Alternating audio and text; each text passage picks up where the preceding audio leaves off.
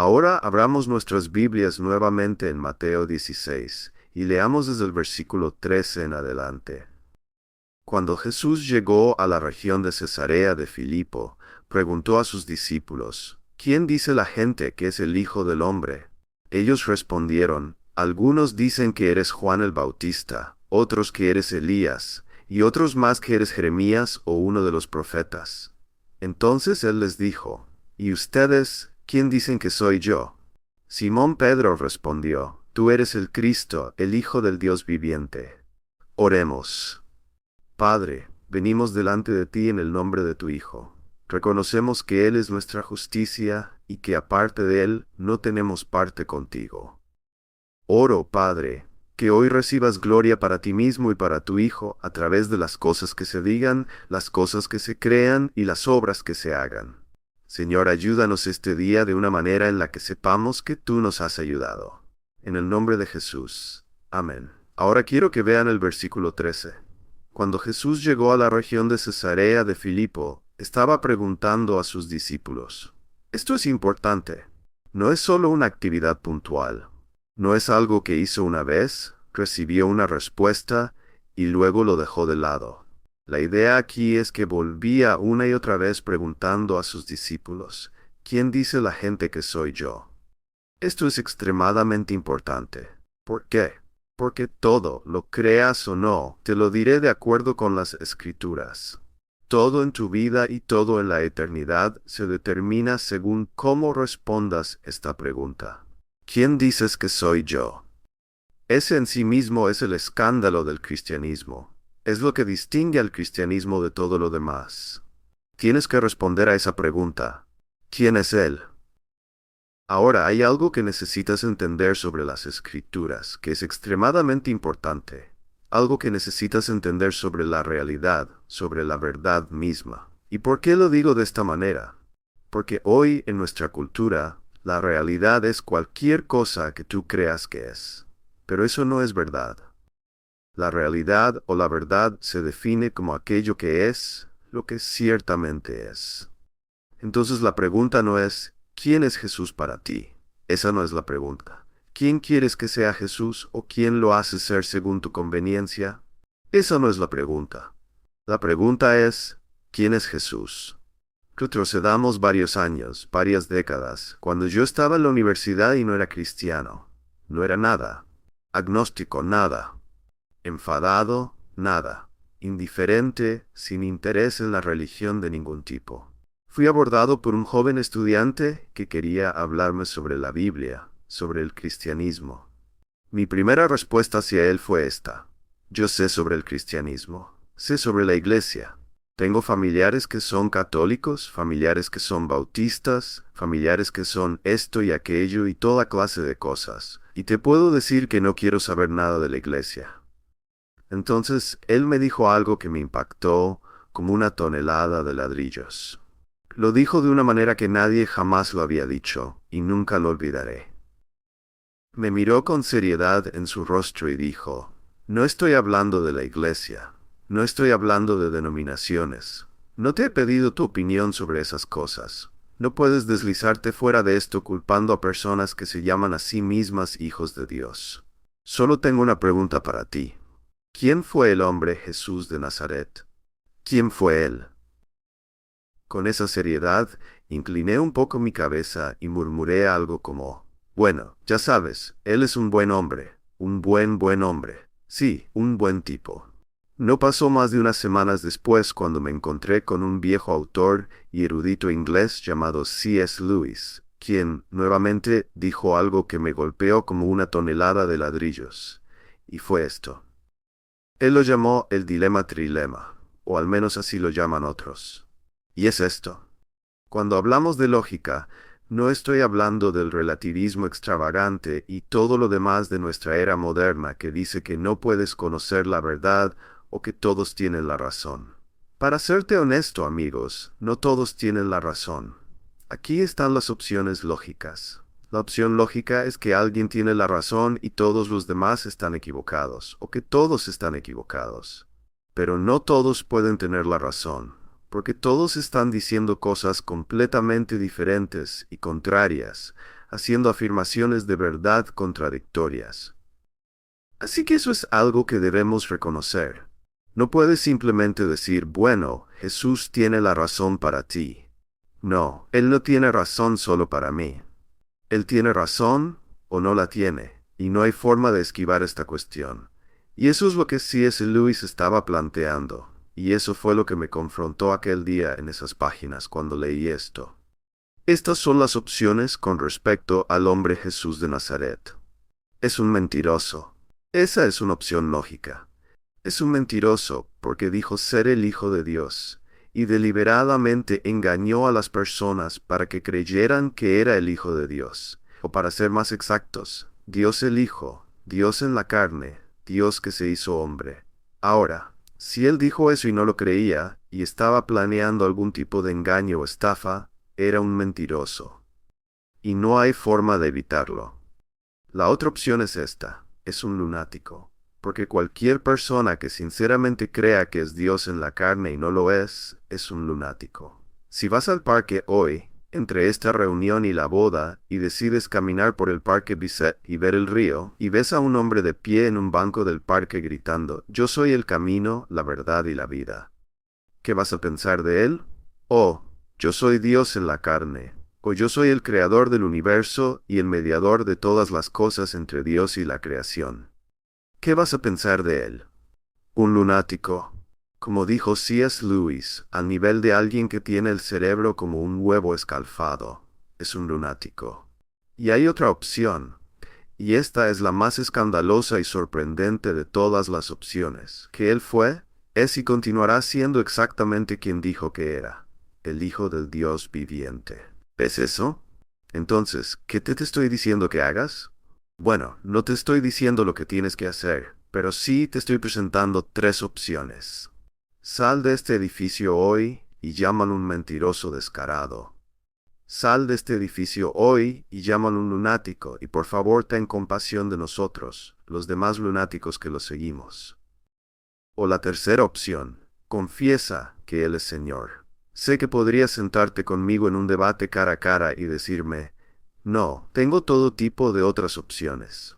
Y yo tendría que decirte no para ser arrogante o sarcástico, pero te preguntaría, ¿dónde estudiaste lógica? Porque no hay otra lógica. No te estoy diciendo que tienes que creer en Jesús. No te estoy diciendo que tienes que hacer esto o aquello. Pero te estoy diciendo que solo tienes 3 opciones. Mentiroso, lunático o Señor. Ahora veámoslo. Mentiroso. Bueno, los mentirosos cuando son descubiertos en su engaño, usualmente lo abandonan, ¿verdad? Porque si estás mintiendo, tienes algún tipo de propósito detrás de esa mentira, ¿no es así? Tal vez dinero, fama, poder. Entonces, cuando tu engaño se vuelve en tu contra, y en lugar de obtener todas esas cosas te están crucificando en una cruz romana, probablemente dirías, basta, lo retiro todo, no soy el Hijo de Dios. Bueno, hablemos de la segunda opción, lunático. Algunos de los mayores eruditos que han caminado por este planeta dicen que no hay nada en toda la literatura que se compare con lo que tenemos en los simples 3 capítulos del Sermón del Monte en Mateo 5, 6 y 7. Algunos incluso dicen que los primeros versículos de Mateo 5 están escritos de una manera que no hay nada que se compare con ellos. Las declaraciones que hizo confundieron a los eruditos de su tiempo y hasta hoy no pueden ser contradichas. ¿Lunático? Creo que no. Pero entonces llegamos a la tercera opción, Señor. Y aquí hay algo más que es muy importante acerca de nuestro texto. Mira lo que dice en el versículo 13. ¿Quién dice la gente que es el Hijo del Hombre? Algunos dicen Juan el Bautista, algunos dicen Elías, pero otros Jeremías o uno de los profetas. Ahora, estas no parecen ser malas respuestas en sí mismas, pero son respuestas terriblemente malas, porque hay algo más peligroso que simplemente decir que Jesucristo es un lunático o un mentiroso. Es hacerlo común, hacerlo como cualquier otra persona. Ahí en eso reside el peligro. Es como este profeta o como aquel profeta, de manera que podemos llenar un escritorio o una biblioteca de profetas y simplemente ponerlo a él en la misma estantería con los demás. No, no puedes hacerlo. Él no nos da esa opción. Él es el único que dijo, no soy solo un profeta. Soy Dios hecho hombre. Soy el eterno Hijo de Dios que se ha revestido de carne y ahora habita entre los hombres. ¿Ves eso? ¿Sabes que si quisiera podría cambiar todo esto? Podría cambiarlo todo en menos de un día. Y podría hacer que el cristianismo se convirtiera en el favorito del mundo. Y solo tendría que cambiar un artículo. Eso es todo. En lugar de llamar a Jesús el Salvador con un artículo definido, lo único que tendría que hacer es cambiar él a un. Él es un Salvador. Si hiciera eso, el cristianismo se volvería totalmente aceptable. Pero no puedo. No puedo porque estaría mintiendo, y estaría ofreciendo una opción que podría hacer feliz a la gente, pero que condenaría su alma. Jesucristo es el Hijo de Dios y el Salvador del mundo. Él no es solo un profeta, no es simplemente como otros. Su singularidad es lo que trae consigo su exclusividad, lo que trae consigo el escándalo y el odio del mundo. Ahora, esta mañana estuve en mi oficina y solo revisé algunas cosas de un libro del Evangelio en el que he estado trabajando por un tiempo. Y solo quiero compartirte algunas ideas de lo que estoy hablando. Quiero citar a un teólogo muy prominente a quien respeto profundamente, Loraine Boettner. Esto es lo que dijo, y probablemente nunca lo hayas pensado de esta manera, pero se refiere a Jesús como la única persona esperada en toda la historia. Y esto es verdad, está documentado. En toda la historia del mundo, Jesús emerge como la única persona que fue esperada. Nadie esperaba la llegada de Julio César, Napoleón, Washington o Lincoln en el momento y lugar en que aparecieron. Ninguna otra persona ha tenido su trayectoria predicha ni su obra delineada siglos antes de nacer. Pero la venida del Mesías había sido predicha durante siglos. De hecho, la primera promesa de su venida fue dada a Adán y Eva poco después de su caída en pecado. A medida que pasaba el tiempo, varios detalles sobre su persona y obra fueron revelados a través de los profetas.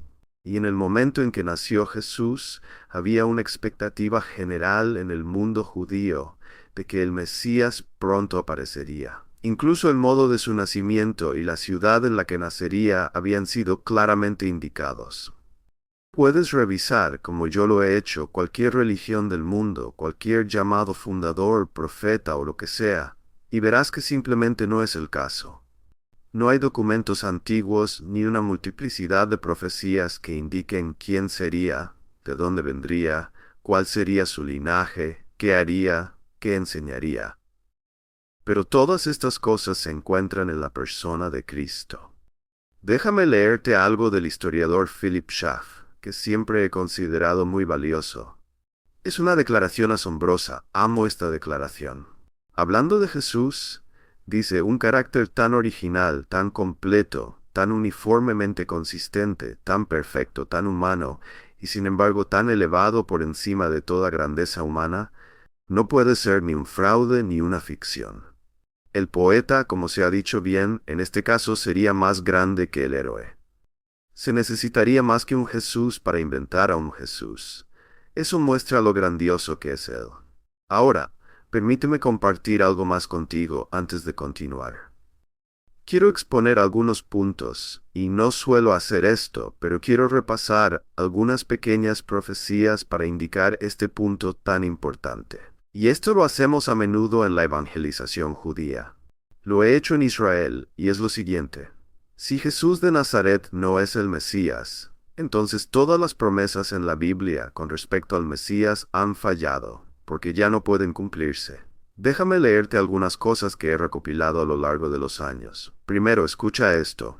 Según Génesis 49:10, el cetro no se apartará de Judá, ni el bastón de mando de entre sus pies, hasta que llegue Silo. Silo es una referencia antigua al Mesías. Ahora, ¿qué está diciendo este pasaje? Que el cetro no se apartará de Judá. Judá reinará hasta que venga el Mesías. Pero aquí está la promesa. Esta promesa de que un descendiente de Judá reinaría hasta la llegada del Mesías fue interrumpida. En el año 70 d.C., La ciudad de Jerusalén fue destruida, la autoridad política y el dominio de los judíos fueron quitados, y la nación fue dispersada.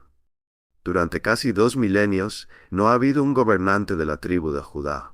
Si Jesús no es el Cristo, entonces la promesa de Dios en Génesis 49:10 ha fallado, porque el tiempo ha pasado y ya no puede cumplirse.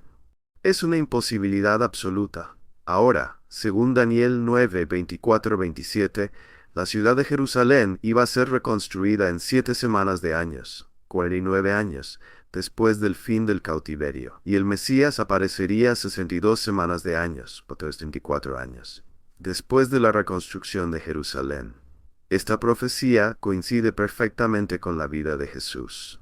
Si Jesús no es el Cristo, entonces la promesa de Dios en Daniel ha fallado, porque el tiempo ha pasado, los días se han agotado, y ya no hay oportunidad de que vuelva a suceder. Ambos, Malaquías 3 y Ageo 2, enseñan que el Mesías debía venir mientras el segundo templo aún estuviera en pie. El segundo templo fue destruido en el año 70 de Impositorso. Entonces, si Jesús no es el Cristo, el Mesías nunca vendrá. El Mesías debía ser un hijo o descendiente de David y venir en un tiempo en que la casa de David estuviera en un estado de decadencia, como un árbol cortado hasta sus raíces. En Isaías 11:1, las Escrituras declaran: «Del tronco de Isaí brotará un retoño, un vástago nacerá de sus raíces». Jesús apareció como el Mesías en un tiempo así. Si Él no es el Mesías, entonces las Escrituras no pueden cumplirse, porque incluso la raíz de Isaí ha sido arrancada con la destrucción del templo en el 70 de Impositorso. En ese momento, cuando el templo fue destruido, todas las evidencias genealógicas fueron destruidas, y ahora sería imposible probar el linaje del Mesías. Según Daniel 9:27, el Mesías confirmaría el nuevo pacto y pondría fin al sistema de sacrificios bajo el antiguo pacto. El sistema de sacrificios terminó con la destrucción de Jerusalén en el 70 de Impositorso. Si Jesús no es el Cristo, entonces el sistema de sacrificios ha terminado sin que el Mesías haya venido. Y finalmente, según el profeta Isaías, la venida del Mesías estaría marcada por un ingreso de las naciones, los gentiles. Durante casi 2000 años, una multitud incontable de gentiles de todas las naciones de la tierra se ha identificado con el Dios de Israel a través del llamado Mesías, tal como las Escrituras lo predijeron. Jesús es el Mesías, y el Mesías no era solo un hombre. Incluso los antiguos escribas judíos creían que sería más que un hombre, que cuando viniera el Hijo de David sería mayor que David, que sería el Señor de David, que sería divino, Dios hecho hombre. Y eso es exactamente lo que sucedió. Ahora, ¿qué dice la gente acerca de Jesús? Eso realmente no importa. ¿Qué dices tú acerca de Jesús? Tú personalmente, ¿qué dices acerca de Jesús? Si no eres cristiano, espero que estas palabras te persigan y te persigan hasta que respondas esta pregunta. Pero te advertiré. Jesús, en sus propias enseñanzas, dice que cuando escuchas algo como esto y no le prestas atención, sino que intentas descartarlo, entonces hay un personaje en la Biblia que es real y personal, llamado Satanás.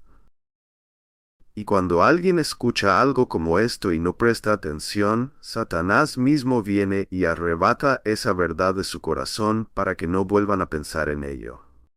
Por eso Jesús dijo: tengan cuidado con lo que escuchan, porque a quien mucho se le da, mucho se le requiere. ¿Quién dices tú que es Jesús? Ahora quiero que veas algo más que es muy importante. Mira en el versículo 16, Simón Pedro respondió: tú eres el Cristo, el Hijo del Dios viviente. Entonces Jesús le dijo: bienaventurado eres, Simón hijo de Jonás, porque esto no te lo reveló carne ni sangre, sino mi Padre que está en los cielos. He estado hablando durante los últimos 20 minutos acerca del Mesías, acerca de Jesús, dándote ciertas evidencias. Pero aunque eso pueda ser útil, lo que necesitas entender es que creer verdaderamente en Jesús como Señor y Salvador de manera salvadora es una obra de Dios el Padre. Eso es lo que Jesús le dice aquí a Pedro, este apóstol. Pedro, Tú no llegaste a esta conclusión por tu cuenta. Esto no es algo que tú pensaste o dedujiste. Esto es algo sobrenatural. Dios abrió tu corazón y te reveló esto, Pedro. Ahora, esto es lo que quiero preguntarte. ¿Cómo puedes saberlo? Si estás de acuerdo conmigo en todo lo que he dicho, ¿cómo puedes saber que esto te afecta a ti de alguna manera? Si saliera a las calles e hiciera una entrevista, encontraría muchas personas que dirían, sí, sí, sí, creo que Él es el Hijo de Dios. Creo que Él es el Hijo de Dios. Pero si mirara sus vidas, ¿vería alguna evidencia de que realmente creen en esto? Quiero que lo pienses. Hay personas hoy en día en nuestro mundo que reconocerían que Jesucristo es el Hijo de Dios y el Mesías, y sin embargo, cuando mueran, estarán delante de Dios, serán juzgadas y no entrarán al cielo, sino que serán condenadas a la separación de Dios por toda la eternidad. ¿Por qué? Porque aunque con sus labios han dicho, creo que Jesús es el Hijo de Dios y el Salvador del mundo, en realidad no lo creen. Fue solo algo que aprendieron de sus padres o abuelos, o algo que llegaron a aceptar intelectualmente, pero nunca lo creyeron verdaderamente. Nunca llegaron al punto de meditar profundamente en esto, de reflexionar sobre ello, de aferrarse a esta verdad, de luchar con ella, hasta llegar a la realización de que esto es verdad, y debido a eso sus vidas nunca fueron transformadas. Su religión siempre fue algo externo. Era solo, bueno, voy a misa, o voy a la cena del Señor, o voy a la iglesia, o canto en el coro. Pero si miras el interior de sus vidas, no hay un amor genuino por Cristo, y sus vidas no son transformadas por Él. Jesús no es el centro de sus vidas, Él no está en sus pensamientos. Él es solo parte de una religión que han adoptado. Ahora, déjame compartirte una experiencia personal. Una vez estaba en una escuela y después de las clases estaba sentado en la cafetería, tranquilo. Dos personas se acercaron para iniciar una discusión conmigo, algo así como una discusión agresiva sobre las cosas de Cristo. Mientras hablaba con uno de ellos, finalmente esta chica que estaba con él dijo algo para intentar ganar puntos en la discusión. Dijo, bueno, yo sí creo en Dios. No soy como mi hermano. Le pregunté, ¿cómo es tu hermano? Ella respondió, bueno, él es ateo. Le dije, ¿de verdad? ¿Y cómo vive? Ella respondió, horriblemente. Entonces le dije, para serte honesto, tengo mucho más respeto por tu hermano que por ti. Ella respondió sorprendida, ¿cómo puedes decir eso? Le dije, racionalmente tengo que decirlo. Tu hermano afirma que no hay Dios y vive como un hombre que cree que no hay Dios. Tú me dices que hay un Dios, pero no buscas su voluntad, no buscas sus mandamientos, no buscas ordenar tu vida conforme a Él. ¿Ves la inconsistencia? Ambos están equivocados, pero al menos uno es más lógico. Está siendo consistente con la falsa creencia que tiene. La pregunta es esta, ¿somos tú y yo consistentes? ¿Creemos verdaderamente? Y quiero terminar con esto. Debemos tener mucho cuidado aquí. Si terminara este sermón ahora mismo, podrías pensar que el cristianismo es simplemente una religión moral o ética. Algo así como, bueno, reconozco que Jesús es el Hijo de Dios y el Mesías. Por lo tanto, voy a conseguir una Biblia, voy a leer sus mandamientos y voy a tratar de seguirlos. Pero recuerda lo que te dije antes. Jesús es un profeta, pero no solo un profeta. Es más que un profeta. El cristianismo no se trata de que compres un libro de reglas y trates de seguir las reglas. Eso no es cristianismo. Eso es legalismo y es mortal. Es autojustificación y está mal. El legalismo muestra que estás ciego a todo lo que respecta a Dios y a ti mismo. El cristianismo no es acerca de lo que tú haces, es acerca de lo que Él hizo. Miremos lo que dice Jesús. Si vamos al capítulo 16, después de que Pedro hace esta declaración de que Jesús es el Hijo de Dios y el Mesías, lo que Pedro estaba diciendo era verdad, pero él mismo no entendía completamente lo que significaba. Él dijo, sí, tú eres el Mesías, eres el Hijo de Dios. Eso es algo que si tú crees, haces bien. ¿Pero qué significa? ¿Es Jesús un Mesías definido por ti? ¿O es el Jesús definido por él mismo? Mira el versículo 21. Desde entonces Jesús comenzó a explicar a sus discípulos que debía ir a Jerusalén y sufrir muchas cosas de parte de los ancianos, los principales sacerdotes y los escribas, y ser muerto y resucitar al tercer día. Esto nos muestra que estamos hablando de algo más que un profeta. Estamos hablando de un redentor. Déjame compartir algo contigo. Si hoy crees que Jesús es el Mesías y el Hijo de Dios, y sales a comprar una Biblia, y si pudieras, desde este mismo día, obedecer cada mandamiento, interna y externamente, perfectamente, con cada disposición de tu corazón, cada palabra, cada actitud, cada pensamiento sin pecado, desde hoy hasta el día en que mueras, aún así estarías condenado ante Dios. ¿Por qué? Bueno, imagina que estás conduciendo y un policía te detiene. Te dice, ibas a 70 en una zona de 55 millas por hora. Y tú le respondes, no me pongas una multa. ¿Por qué? Porque a partir de ahora, nunca volveré a hacerlo. Eso no importa, porque ya eres culpable. Esto es algo que experimenté recientemente. Mientras venía a este lugar, vi a dos hombres cuyos autos estaban averiados al lado de la carretera.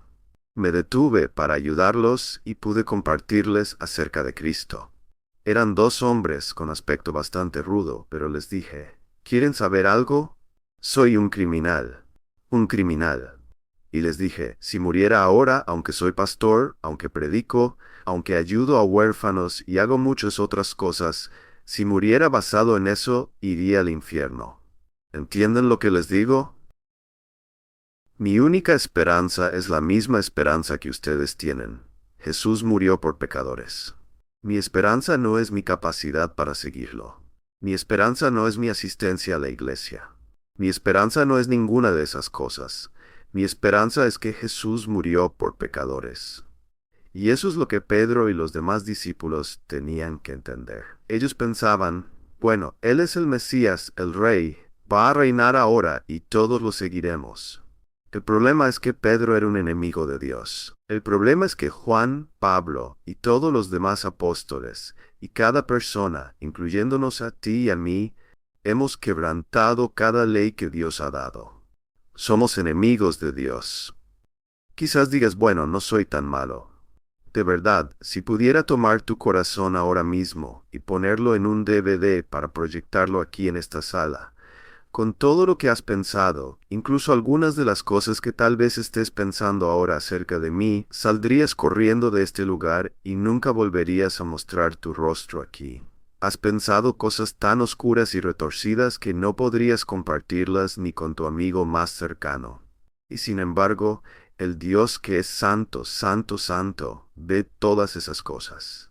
Entonces, ¿qué necesitas hacer para entrar al cielo? Una vez alguien me preguntó esto en un avión. Estaba leyendo mi Biblia y me dijo, ¿qué tienes ahí? Le respondí, tengo una Biblia. Comenzamos a hablar y luego me preguntó, ¿qué tengo que hacer para ir al cielo? Le dije, eso es fácil. Tienes que ser absolutamente moralmente perfecto desde el momento de tu nacimiento hasta el momento de tu muerte. Y luego volví a leer mi Biblia. Podía ver su rostro retorcerse pensando, ¿qué? Finalmente me interrumpió y me dijo, oye. Espera. ¿Qué? Le respondí, oh, lo siento. Tienes que ser absolutamente ética y moralmente perfecto. Sin ninguna falla, sin ninguna sombra, sin ningún error en pensamiento, palabra o acción, ante un Dios santo y justo. Entonces me miró y dijo, nadie puede hacer eso. Y le dije, tienes un gran problema, ¿no crees? No estaba tratando de frustrarlo. Estaba tratando de probar un punto, el mismo que quiero probar contigo. Hay muchas personas que piensan que Jesús y ellos trabajando juntos van a llevarlos al cielo. Están equivocados. Si tomara tu mejor pensamiento, tu mejor palabra y tu mejor acción y te presentara ante Dios con solo eso para ser juzgado, serías condenado. Déjame darte un ejemplo. Tal vez digas, bueno, no soy un asesino, no soy un ladrón. Pero ¿cuál es el mayor mandamiento? Ama al Señor tu Dios con todo tu corazón, con toda tu alma, con toda tu mente y con todas tus fuerzas. ¿Te das cuenta de que nunca has hecho eso ni un solo segundo en toda tu vida? Tú y yo nunca hemos amado al Señor con todo nuestro corazón, alma, mente y fuerzas. Estamos tan llenos de nosotros mismos. Por eso tenemos más espejos que Biblias en nuestras casas. Por eso los espejos están colgados y las Biblias están cerradas. Estamos enfocados en nosotros mismos. Y Dios es santo, Dios es santo. Ahora, eso es una buena noticia y una mala noticia. ¿Por qué es una buena noticia? Porque no querrías un creador omnipotente con el carácter de un Hitler, ¿verdad? Querrías un Dios santo y justo. Eso es reconfortante, pero también, para alguien que reflexiona profundamente, es inquietante. ¿Por qué es inquietante que Él sea santo y justo? Porque tú no lo eres. Entonces, ¿qué hace un Dios santo y justo con alguien como tú y como yo? Ahora te voy a dar el corazón del cristianismo. Permíteme explicarte el corazón del cristianismo. Cuando digo esto, reconozco que no soy omnisciente. No tengo toda la sabiduría del mundo, ni nació conmigo, ni morirá conmigo. Entonces, ¿cómo puedo decirte que voy a darte el corazón mismo de lo que es el cristianismo? Por dos razones. Está en la Biblia. Está confirmado por 2000 años de historia cristiana. Cuando miramos hacia atrás, vemos que aquellos hombres y mujeres que amaron la Biblia, la estudiaron y la creyeron, coincidieron en este punto central. El mayor problema de las Escrituras. Este es el problema más grande de toda la Biblia, y lo encontramos en Éxodo, en los Salmos, en Proverbios, y Pablo lo aborda claramente en Romanos capítulo 3. El problema es este. Si Dios es bueno, no puede perdonarte. Si Dios es justo y santo, no puede simplemente perdonarte. Probablemente pienses, ¿eso es todo? ¿Ese es el problema más grande de las Escrituras? Sí, y déjame explicarte por qué. ¿Cómo puede un Dios justo simplemente pasar por alto tus pecados? ¿Cómo puede cubrir tus pecados? ¿Cómo puede lanzarlos tan lejos como el oriente está del occidente? Piénsalo. ¿Qué pensarías de un juez humano que barre los crímenes debajo de la alfombra? ¿Lo llamarías justo? No, lo llamarías corrupto. No está preservando la justicia, está manchando la justicia. Y aquí está el problema. Dios es justo, Dios es santo, y debido a que es santo y justo, odia el mal. Algunas personas dicen, bueno, Dios es amor, así que no odia. Pero en realidad, porque Dios es amor, debe odiar. Él odia el mal. Y no puede simplemente ignorar tu maldad, mi maldad o la maldad de nadie. Dios es un juez justo.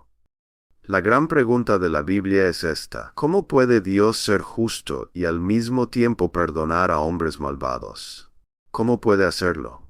La respuesta está en la persona de Jesucristo. Esto es algo que muchas personas no entienden sobre la cruz. Dios, en su justicia, condena al hombre, a cada hombre. Todos los que estamos aquí, todos los que han caminado por este planeta desde Adán, estamos condenados en nuestro pecado. Toda la religión, toda la asistencia a la iglesia, todo lo que puedas hacer, no puede ayudarte. Estás condenado. Para estar en el cielo necesitas ser perfecto. Necesitas una justicia perfecta, y ninguno de nosotros la tiene. Dios no puede barrer tus pecados bajo la alfombra porque Él es justo. Así que Dios, en su justicia, te condena, a ti, a mí y a toda la humanidad. Y luego en su amor, Dios se hace hombre. Vive la vida que tú y yo no podemos vivir. No solo evita el pecado, sino que vive una vida de perfecta justicia. No solo evita lo negativo, sino que siempre hace lo positivo. Y luego ese Hijo de Dios va al Calvario. Y en el Calvario muere. Pero aquí está el problema. Cuando escuchas los sermones de Pascua, ¿qué es lo que usualmente oyes? Oyes acerca de los romanos que clavaron a Jesús en un madero, lo golpearon, lo apuñalaron con una lanza. Oyes todo lo que los romanos hicieron. Pero ese tipo de predicación pierde totalmente el punto.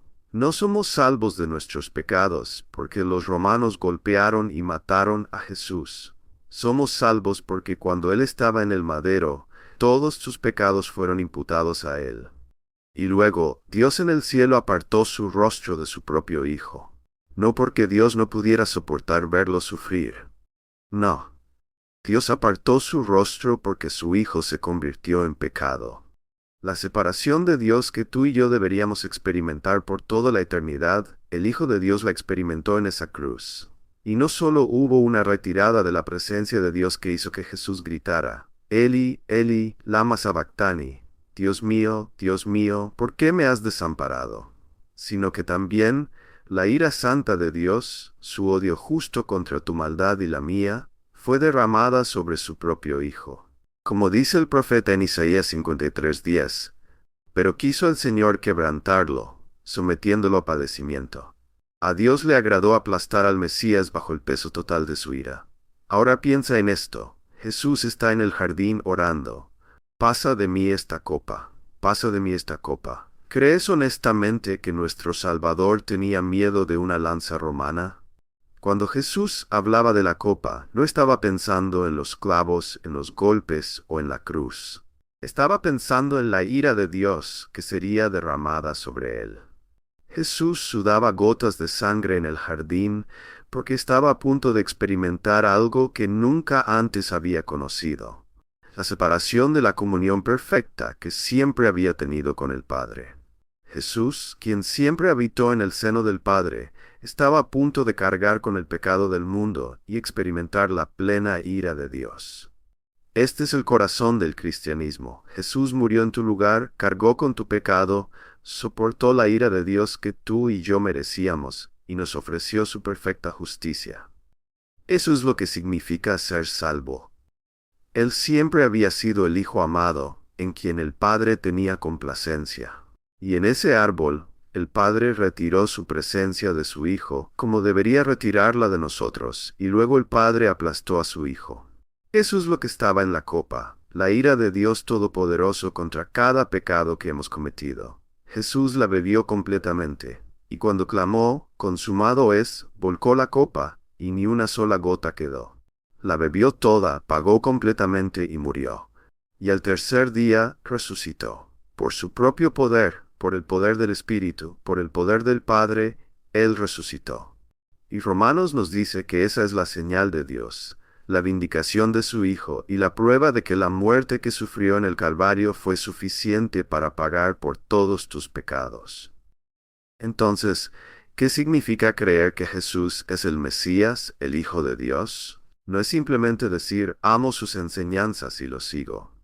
Es esto: no tengo nada, no tengo justicia, no tengo esperanza, excepto lo que Dios hizo por mí en el Calvario y en la resurrección de Cristo. Y yo, estando en el lugar más oscuro de pecado, me vi trasladado por Él. La única cosa que me separa, a los ojos de Dios, de aquellos que están en el peor de los lugares de iniquidad, es la cruz del Calvario, donde Jesucristo murió por mis pecados. Eso es todo. Y quiero decirte algo: si agregas cualquier virtud supuesta tuya a esto, entonces no crees en el Hijo de Dios. Escucho a muchas personas decir, sí, soy cristiano. Entonces les pregunto, ¿crees en Jesús? Sí, lo creo. Bueno, si murieras ahora mismo, ¿a dónde irías? Bueno, creo que iría al cielo. ¿Por qué? Bueno, he sido bueno, he sido una buena persona. ¿Ves la desconexión? ¿Bueno? ¿De verdad? ¿Crees que has sido tan bueno como para tomar uno de tus pensamientos, pararte frente a Dios y arriesgar toda la eternidad en ello? Algunas personas incluso dicen, como lo hicieron en Romanos 5 y 6, a lo que Pablo responde: bueno, si dices que solo es fe en Jesús y no nuestras obras, entonces las personas simplemente creerán en Jesús y vivirán como el diablo y aún irán al cielo. Absolutamente no. Hay dos doctrinas en la Biblia que necesitas entender. Justificación. ¿Qué es la justificación? Es una declaración legal. La persona que cree en Jesucristo es legalmente justificada ante Dios. Dios mira a esa persona como justa, no en base a su virtud, sino en base a lo que Cristo hizo por ellos. Dios los declara justos. Ese es el estado del creyente. Regeneración. Si has leído la Biblia, has escuchado esto en 2 Corintios 5:17. De modo que si alguno está en Cristo, nueva criatura es. Las cosas viejas pasaron, he aquí todas son hechas nuevas. ¿Qué significa esto? Significa que aquellos que verdaderamente creen en Jesucristo también han nacido de nuevo o han sido regenerados por el Espíritu Santo. Han sido hechos vivos. Por lo tanto, no es que crean en Jesús y luego hagan un montón de cosas justas que odian hacer. Más bien, creen en Jesús y son salvos. Y como resultado de esa salvación y debido al poder de Dios para transformar una vida, comienzan a caminar en novedad de vida. Pero nunca su estado ante Dios depende de lo que hagan. Depende únicamente de la cruz del Calvario. Cristo solamente. Ahora, voy a terminar con una ilustración que espero no se aplique a ti, pero puede ayudarte a entender lo que estoy diciendo. La primera vez que escuché esta ilustración fue de un querido amigo mío, Charles Later, y es maravillosa. Imagina que tenemos un montón de ovejas, y tenemos un problema. Hay muchos coyotes. ¿Cómo resolvemos el problema? Bueno, hay algunas maneras. Una es que podemos conseguir un arma y disparar a los coyotes. Eso resolvería el problema de las ovejas y nuestro problema, pero no resuelve el problema de los coyotes. ¿Qué más podemos hacer? Podemos conseguir una jaula y atrapar al coyote. Lo atrapamos.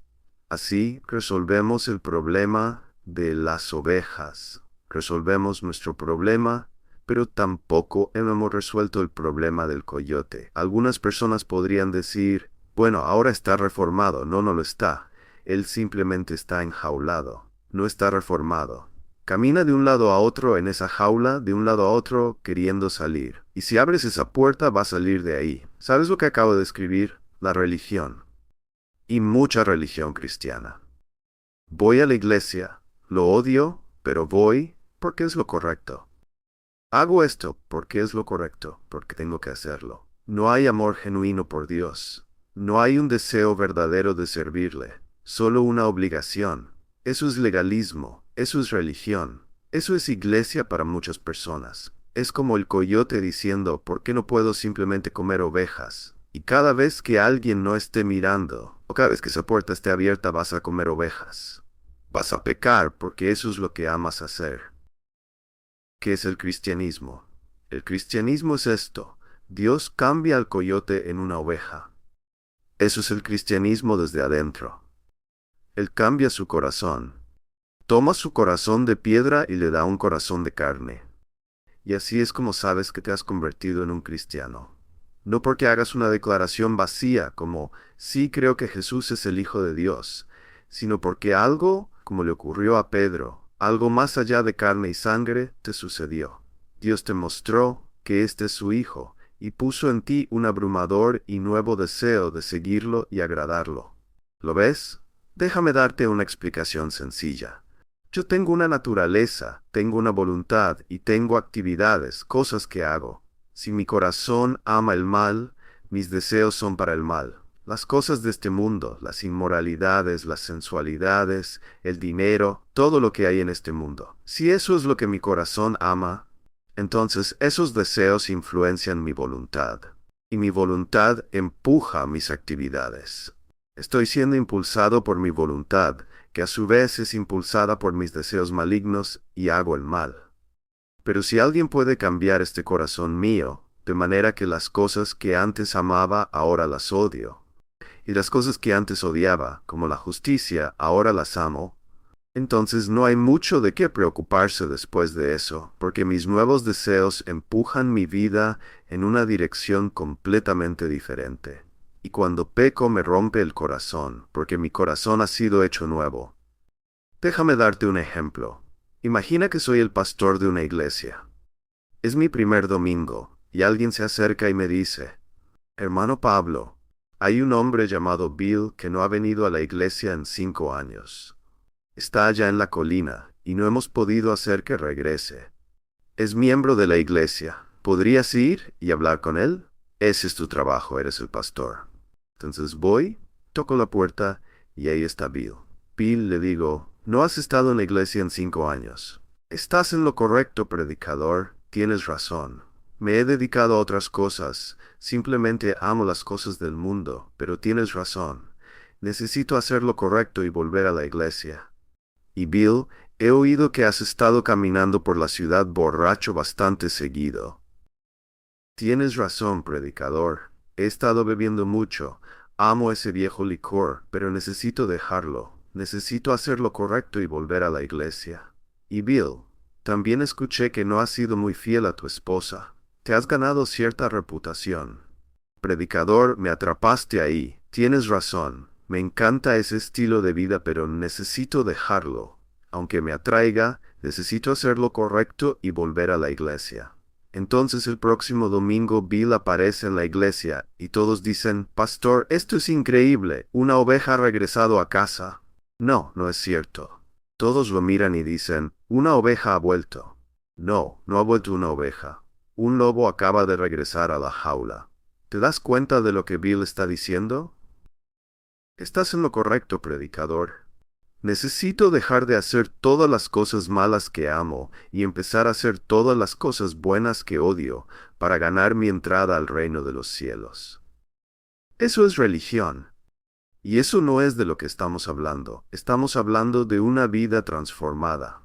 Y si tu vida no ha sido transformada de adentro hacia afuera, si todo lo que tienes es una religión, un ritual o algunas cosas que piensas que has hecho o estás haciendo, y crees que por eso vas a estar bien el día final, no vas a estar bien en absoluto.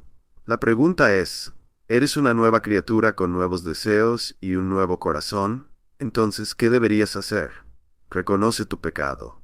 Reconoce que toda tu justicia es como trapos sucios delante de Dios, y lánzate a Cristo. En Cristo la roca sólida, estoy parado. Todo otro terreno es arena movediza. No me atrevo a confiar en el mejor esfuerzo humano, sino que confío completamente en el nombre de Jesús. Nada llevo en mis manos para negociar con Dios, para pagarle, sino que simplemente me aferro a la cruz de Cristo. Si tienes alguna pregunta, hay pastores aquí y otros hermanos, y estaríamos más que felices de hablar contigo después del servicio. Oremos. Padre, gracias por tu palabra. Gracias por la cruz de Cristo. Gracias por el Espíritu Santo que abre corazones y mentes para conocerte. Señor, ayúdanos. En el nombre de Jesús. Amén.